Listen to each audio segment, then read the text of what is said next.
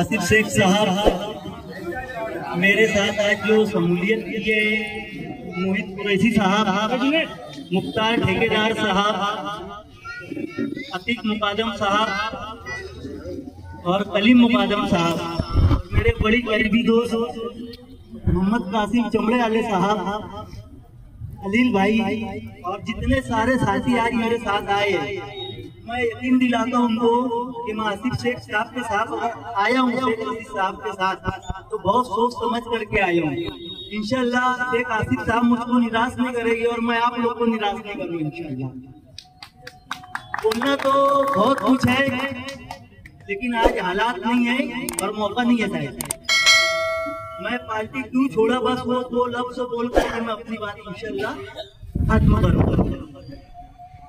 अगर एसआईटी का मामला असेंबली इलेक्शन से पहले आ जाए और जो हालात आज शहर में हैं, हमारी माँ बहनें 6 महीने से जेल के अंदर है और अगर ये असेंबली से पहले हो जाता तो शायद जब भी मैं आज के एमएलए के साथ देता, जो उनके अंदर कमजोरी है, जो उनकी आदतें हैं, उससे तो मैं वाकिफ था, लेकिन इतने ज्यादा वो बुज़दिल हो गए, मैंने कभी सोचा नहीं था कि जब हमारी माँ बहनों की बात की आएगी तो वो बाहर नहीं आएंगे।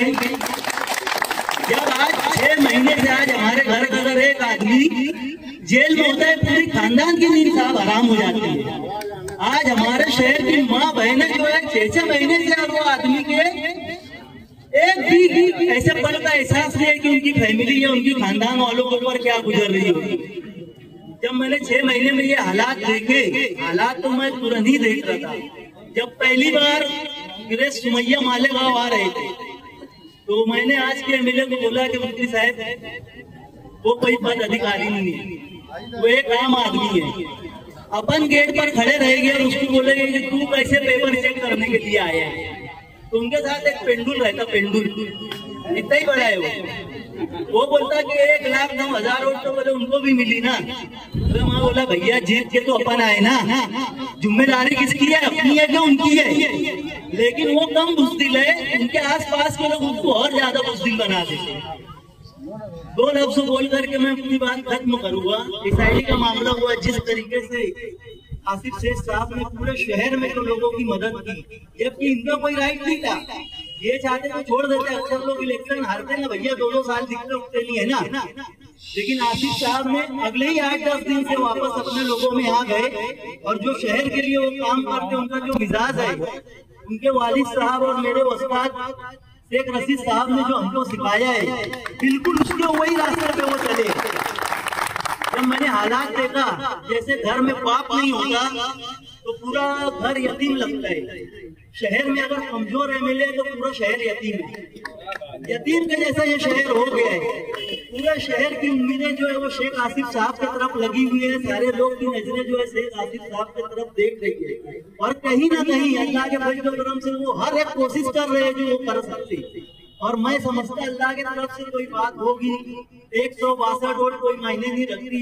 शहर के लोग तो हारे हुए आमदार के साथ कोई सी संख्या नहीं है जैसी हारने के बाद शेख आसिफ साहब के साथ लोग जुड़े हुए हैं। ये कोई मैं बनावटी बात नहीं बोल रहा हूँ, ये पूरे शहर के लोग देखते हैं। और मैं शहर के लोग से आज एक बात बताना चाहता हूँ अपने दिल की, कि मैं भी उनके साथ जो काम किया असेंबली इलेक्शन में, जिस हालात में लड़ा, जैसे लड़ा, मीडिया के लोग यहाँ बैठे हुए वो जानते हैं। मुझे नहीं मालूम था कि इतनी जल्दी ऐसे हालात बन जाएंगे, वो आदमी इतनी जल्दी हथियार डाल देगा। अच्छा, सामना करने से पहले हथियार डाल देगा। लेकिन शहर के लोग को मैं अपनी 2 बात और करके अपनी बात खत्म करता हूँ कि शहर के लोग उनसे कोई उम्मीद मत रखना। उम्मीद उससे रखी जाती है जो कोई कोशिश करता है। ये आदमी कोशिश भी नहीं करता है। 2 जुमला मैं बोलूँगा ऐसा कि आदमी सबसे पहले अपनी फैमिली के बारे में सोचता, अपने पड़ोस के बारे में सोचता, अपने मोहल्ले के बारे में सोचता, बाद में अपने शहर के बारे में सोचता।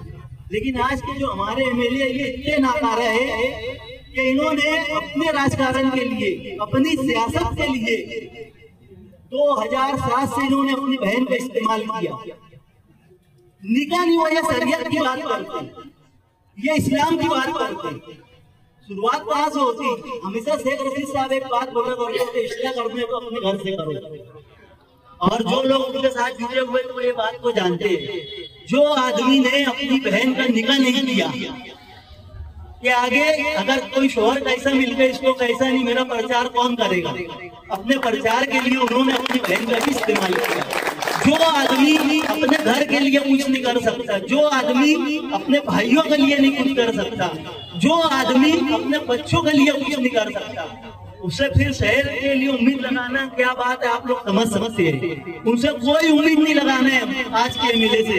उल्टा अगर लोग बोलते हैं अबे जान दे, वोट दे दिए छोड़ दो, कोई जरूरत नहीं है छोड़ने की। अगर हमारे एक आदमी होता है उसको कोई जवाबदारी नहीं देते, जवाबदारी देते अगर वो निभाता नहीं शायद तो उसको लोग पकड़ते ना। आज अगर कच्चे एरियो में तकलीफ है, कच्चे एरिया के लोग जाओ और उनके घर का घेराव करो। उनकी बाजू वाली गली का साहब काम चालू था, बाजू वाली गली के लोग आगे 3 घंटे बैठे घर के सामने, पूरे शहर की बात तो जान दो। और कुछ लोग तो गालियां दे करके गए, इससे ज्यादा खराब बात हो नहीं सकती। उनकी जगह अगर कोई होता तो उसी दिन इस्तीफा दे देता।